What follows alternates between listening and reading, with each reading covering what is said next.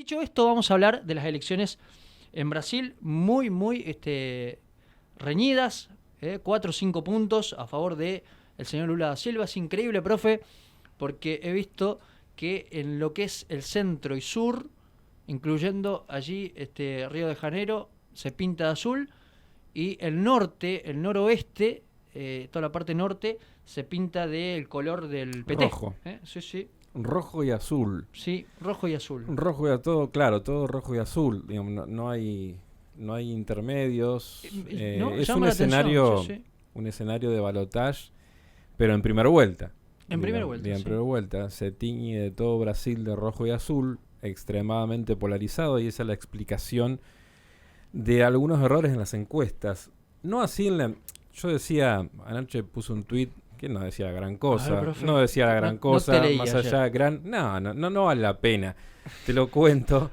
@Cristian Rion, síganlo Sí, al profe, por favor. Gran elección de Lula Sí. y gran elección de Bolsonaro. Sí. Continuará, puse yo, Sí. como si fuese una película. Mm. En realidad, digamos, a ver, las encuestas, los sondeos nos daban un Lula de un 47 a un 50. Es decir, había alguna pequeña posibilidad de un escenario donde derrote a Bolsonaro en primera vuelta. Pero tampoco era la mayor probabilidad. La mayor probabilidad era esto, que tengamos que ir a una segunda vuelta, a un balotaje. Él llega al 48%, lo cual no es poco, no es poca cosa, es un montonazo, es una gran elección, es el 48 en realidad .4, es decir, que está a 1,5 puntos y en monedas de ser presidente del Brasil. Es decir, la verdad que lo que ha hecho Lula es impresionante, es una gran elección. Algunos, lo que pasa es que pretendían que gane en primera vuelta y lo decepcionó un poco esto, ¿no?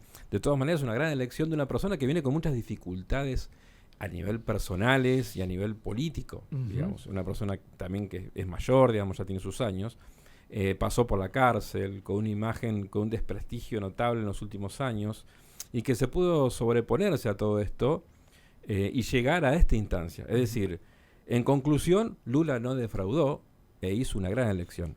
Ahora, ¿qué tenemos para decir de Bolsonaro? Tenemos que decir que es una elección enorme. Sí. Realmente una gran elección. Teniendo también en cuenta Bolsonaro. El desprestigio, ¿no? por la pandemia. Entonces, ¿qué pasa con Bolsonaro? ¿Cuál es la sorpresa de Bolsonaro? Que las encuestas los daban entre un 30 y un 33% y saca más del 43%. Es decir, 10 puntos más de que los sondeos previos suponían que iba a ser el desempeño de Bolsonaro. Entonces, es una gran elección también de Bolsonaro, que además de llegar al 43% y seguir en carrera por la presidencia del Brasil, hizo una enorme elección en el poder legislativo, en el parlamento, en diputados y senadores, venciendo al PT. Entonces, ganó también en Río de Janeiro, ganó también en San Pablo. Sí, es decir, es una elección notable de Bolsonaro. Entonces, ¿cómo se puede explicar una gran elección de Lula y una gran elección de Bolsonaro? Este escenario de un casi 50 y 50. Un país, digamos, también inmerso en una grieta, en donde esto es un fenómeno que aparece en muchos países del mundo, no solamente en Argentina, en donde yo escuchaba atentamente, me gusta escuchar a los oyentes cuando vos le haces una pregunta o cuando quieren participar, y vos hablabas de M o K, a quién votaría, y muchos se quejaban de la grieta. Sí. Pero en realidad también, la gente puso este escenario, los poderes pusieron este escenario, los medios de comunicación pusieron este escenario, no solamente en Argentina, sino en varios países del mundo, en donde las terceras posiciones han quedado de lado. Las han liquidado prácticamente. Entonces, hoy hay en Brasil un 7%. Un 7% más aquellos que no fueron a votar. Sí. Ahí es donde Bolsonaro fundamentalmente, pero bueno, ambas fuerzas, Lula y Bolsonaro, van a tener que ir a buscar esos votos, ¿no? Hoy repasaba, profe, 25 millones de brasileños no fueron a votar.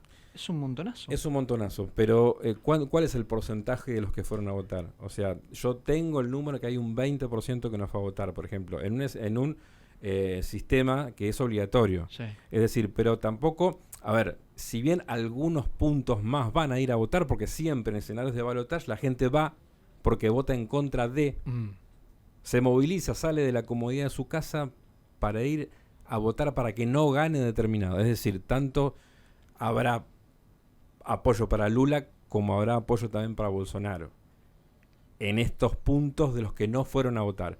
Ahora están los otros votantes que votaron a los otros dos, a Ciro Gómez y a Simone Tebet, que salieron tercero y cuarto. Son 7 millones de votantes aproximadamente, un poco más de 7 millones de votantes. 7 puntos. ¿A quién van a votar esas personas? Bueno, en realidad yo siempre digo, ningún político es dueño de los votos. Cada uno individualmente es dueño del voto. Pero ningún político se puede decir, yo te llevo mis 4 puntos que me votaron íntegramente. Sí. Bueno, evidentemente, si estas personas dicen que se inclinan hacia uno, la mayor parte de esos votantes irán hacia ese lugar, pero no la totalidad.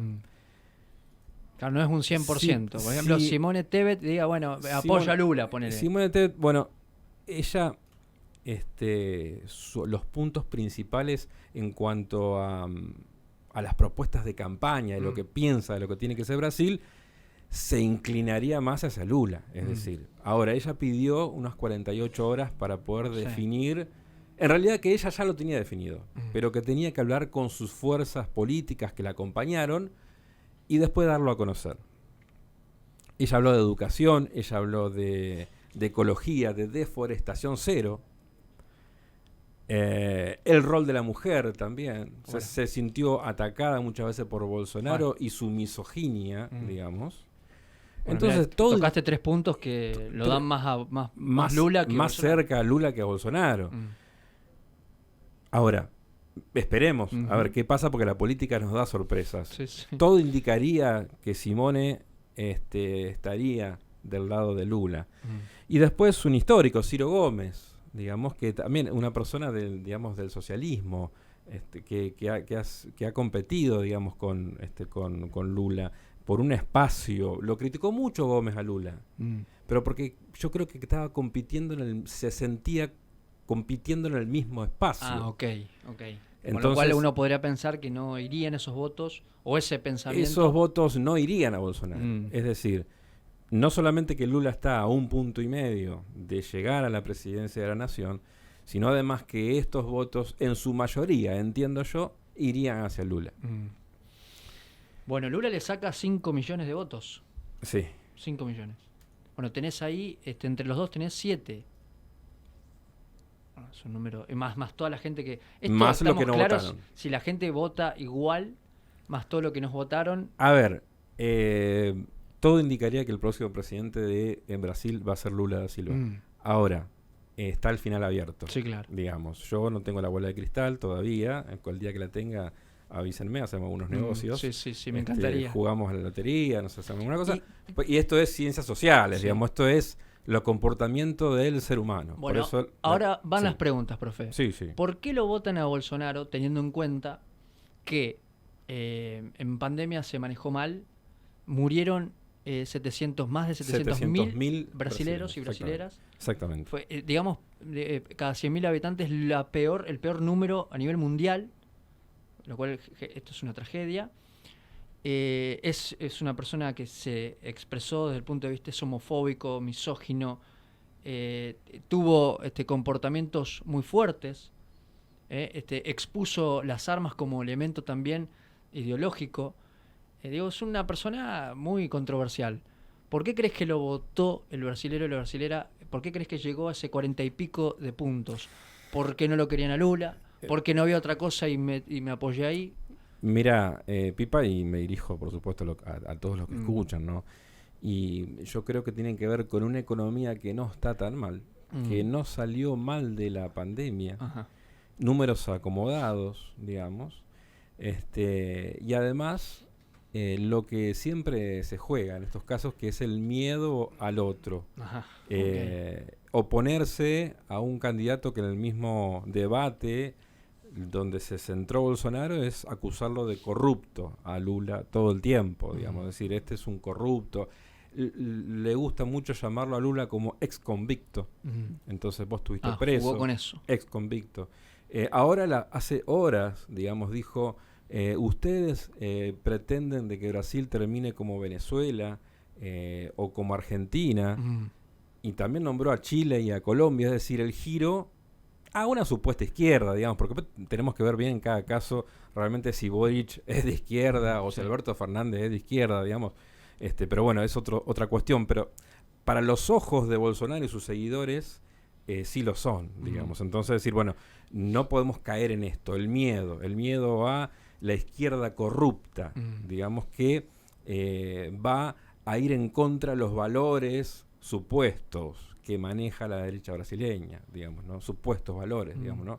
Entonces, creo que tiene que ver con el juego por el miedo, por el que no gane Lula. Okay, en realidad, ahora lo la otro. gente votó a Bolsonaro para que no gane Lula. Ok, ahora lo otro, profe. Teniendo en cuenta los niveles económicos que la verdad le están dando bien a Jair Bolsonaro con pandemia a cuestas. Después podemos discutir, él tuvo deflación en un momento, si eso no implica un frenazo a la producción, a la economía. ¿Por qué el brasilero o la brasilera votó a Lula? Lula es la esperanza de un Brasil. Después se fue desdibujando lo del Partido de los Trabajadores, el PT con Dilma Rousseff, etcétera. Pero, digamos, los primeros gobiernos, los primeros tiempos de los gobiernos de Lula representan para el brasileño promedio una esperanza de salir de la pobreza, de aquellos que menos tienen. Por eso también, si vos analizás lo que hablabas del mapa de Brasil, ese mapa pintado de azul es increíble. Y rojo, en donde el centro y el norte del Brasil lo vota Lula. Y esto no es casualidad. Que también el centro-sur lo vote a Bolsonaro. Son diferentes lugares geográficos, sociales también, en donde cada uno elige el candidato que le dé mayor esperanza. En tal caso, digo, el centro norte generalmente más relegado del Brasil, ¿no? Donde hay la mayor cantidad de bolsones de pobreza. Y Lula representa una esperanza para eso. No porque lo diga yo o porque le tenga simpatía a Lula, sino porque los números de su gestión así lo dicen. Digamos, la cantidad de movilidad social ascendente que hubo en el gobierno de Lula, donde millones de personas que estaban en niveles de pobreza pasaron a conformar los estratos sociales de las clases medias, digamos. Entonces, esto pasa por ahí lo más básico. Después está el voto un poco más pensante, donde podríamos entender el progresismo de Lula, su alineamiento internacional configurado de determinada manera. También el apoyo que el gobierno de Estados Unidos le dio a Lula, porque esto es inédito, digamos. A ver, que el gobierno de Washington, la Casa Blanca, le dé el apoyo a un partido de los trabajadores de centroizquierda, es como extraño, pero se explica por la figura de Bolsonaro. Donde la Casa Blanca está absolutamente en contra de Bolsonaro. Desde un principio, por cuestiones que tienen que ver con la ecología, el Amazonas y otras cuestiones, muchas otras cuestiones más, que también ese desaire, digamos, de la Casa Blanca hacia Bolsonaro hizo que Bolsonaro no apoya a Rusia decididamente, pero que sí tenga una postura, digamos, más equidistante y no tan categórica en contra de Rusia. Eso hizo no cayó bien en Washington. Que no cayó bien en Washington y que Washington hoy esté apoyando a Lula y no a Bolsonaro, digamos. Qué bárbaro eso que mencionás, que Washington esté apoyando a Lula, ¿no? Claro. Es un dato. Es todo un dato, y también va a ser un dato si es que Lula va a ser el próximo presidente del Brasil, cómo se va a posicionar con la administración Biden, que lo ha apoyado. Digo, bueno, eso será a futuro. 30 de octubre, balotaje. Tenemos nueva votación en Brasil. ¿Y el brasilero, crees que los que no fueron a votar, crees que van a ir? Sí, yo creo que se van a movilizar. ¿Sí, no, por supuesto que no todos, nunca. No es el 100%. No existe en ningún país el 100%, pero sí, algunos se van a votar. Pero yo creo que se van a movilizar más por el miedo que por el apoyo o por las ganas que tengan de apoyar a uno de los candidatos. Si no fueron a votar hasta ahora, por algo no fueron. Digamos, y si van a ir a votar, se van a mover por el miedo. El miedo a que Bolsonaro sea presidente o el miedo a que Lula sea presidente. Yo tengo 25 millones que no fueron a votar. Tengo 5 millones que votaron en blanco e impugnaron el voto. Y bueno, 10 millones, 7, 8 millones que votaron a tercera, cuarta y los otros más, quinta, sexta, que Cuando no... hay una gran polarización, generalmente, y en última instancia, hay una gran cantidad de personas que se movilizan a votar, incluso en países donde no es obligatorio. Por ejemplo, lo que pasó en Estados Unidos en las votaciones de Donald Trump, sí, con Biden, donde generalmente el norteamericano o el estadounidense, digamos, bastante apático para ir, no se moviliza para ir a votar. Votan por una democracia donde se vota bastante poco. Sin embargo, en las últimas votaciones se movilizaron masivamente para ir a votar, porque la polarización y las figuras políticas eran muy importantes, como fue Trump y Biden, por ejemplo, en aquel momento, y seguramente en las próximas elecciones en Estados Unidos también será así, con una gran participación del votante, y en Brasil así va a ser. Profe, ¿y cuál va a ser el discurso que va a ponderar Bolsonaro y Lula? Porque van a tener que buscar esos votos, digamos. Yo creo que Bolsonaro va a seguir, y ya lo dijo, con esto del miedo a que Brasil sea Venezuela o Nicaragua. Va a apelar seguramente mencionará Nicaragua, Venezuela, Cuba y los países de giros hacia la izquierda, como puede ser Colombia y Chile. Ese va a ser su punto fuerte, digamos. Lo otro ya lo ha dicho en campaña, bueno, de tener un estilo más de menos participación del Estado y más liberal. Se habló de Petrobras, por ejemplo, la privatización, bueno, y muchas otras cuestiones, pero yo creo que en este corto tiempo no le va a quedar demasiado que apelar al miedo, ¿no? Y allí en Brasil, Lula, ¿cómo está? ¿Está cauto?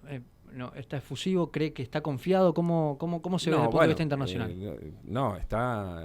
a ver, de puertas para afuera se lo ve muy contento y apelando a que esto no terminó y hay que ir para adelante, pero que seguramente que van a llegar. Él nunca ganó en primera vuelta. No. ¿Es así? Bueno, él lo dijo. Siempre es muy difícil ese ganar en primera vuelta. Es muy difícil, y es cierto, y en todo el mundo es muy difícil. Es muy difícil. Se puede, lógico, pero es difícil. Es importante para nosotros, ¿por qué, profe? Esta elección. Porque muchos dirán, ¿por qué no hablan de Argentina? Pero ¿por qué es importante? Es el principal socio de la Argentina. Brasil. Estamos atados a ellos en muchos aspectos y tenemos un destino común. Y no está mal que eso sea así, no es que hablo como de una dependencia de Argentina del Brasil que es nefasta, negativa. Muy por el contrario, yo creo que nuestros destinos tienen que estar atados. Por supuesto que al Uruguay, al Paraguay, a Latinoamérica o a Sudamérica, digamos, a los que estamos más cerca, para construir un futuro unidos, digamos, porque es la única manera desde esta parte del mundo de hacernos sentir, digamos, y de hacernos respetar, y de poder crecer, y de tener políticas comunes. Cuando los gobiernos tienen ideologías afines o similares, porque no existe ideologías de país a país que sean exactamente iguales, seguramente el entendimiento va a ser mayor, como lo dije en su momento sobre Boric y la Argentina. Yo dije, si Boric es el presidente, seguramente van a encontrar más puntos en común con Alberto Fernández, por ejemplo, en cuanto a políticas económicas, sociales, en posturas internacionales. Lamentablemente, en esta parte del mundo no estamos tan acostumbrados a coordinar. Ahora hay intentos, y esto lo hemos hablado sobre el litio, por ejemplo, y lo que lleva adelante López Obrador en México y Arce en Bolivia, por ejemplo, ¿no? De coordinar acciones con respecto a qué vamos a hacer con el litio, esta especie de oro blanco, digamos, que encontramos. Y bueno, con respecto a Brasil, lo mismo. Yo creo que con Lula presidente va a haber una sintonía mejor con gobiernos como puede ser lo de Alberto Fernández o cualquiera de centroizquierda, ¿no? Laurita dice por acá el 007. Dice, ¿y por qué no contemplar que el 45% de Brasil piensa como Bolsonaro? Pregunta. Por supuesto. Yo siempre lo digo eso, digamos, uno gobierna, ¿no? El que le toca gobernar. Sí.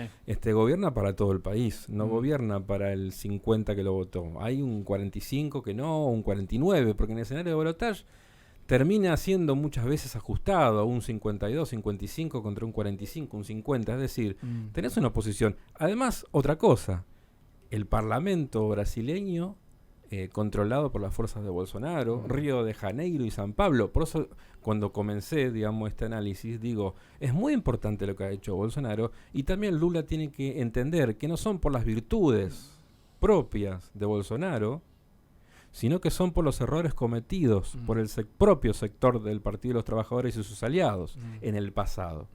Profe, miraba esto que mencionaste respecto de los diputados que cosechó el bolsonarismo, digamos, un ex ministro de Salud, un militar, que, digamos, ¿cómo se explica eso? Porque la gente no estaba tan de acuerdo con con esta gripeciña que él decía en su momento, y sin embargo, qué increíble, no se extrapoló esa mala imagen.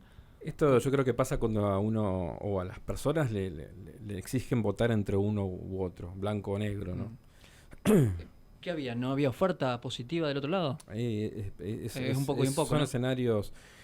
a ver, no hace falta que nos vayamos muy lejos. Acá en la provincia de Santa Fe ha pasado casos en donde la gente se ha volcado a votar una lista de diputados K o una lista de diputados macrista o de Juntos por el Cambio, ¿no? Y las terceras posiciones, como le ha pasado al socialismo, han quedado muy lejos, pero muy lejos. Sí. Entonces no hace falta buscar explicaciones lejos, cuando en realidad es un movimiento que se repite en todos lados. Ayúdame a entender, profe. Si yo miro la Argentina, tenemos al movimiento K, que es un movimiento duro, digamos, la persona que vota K va a seguir votando K, ¿sí?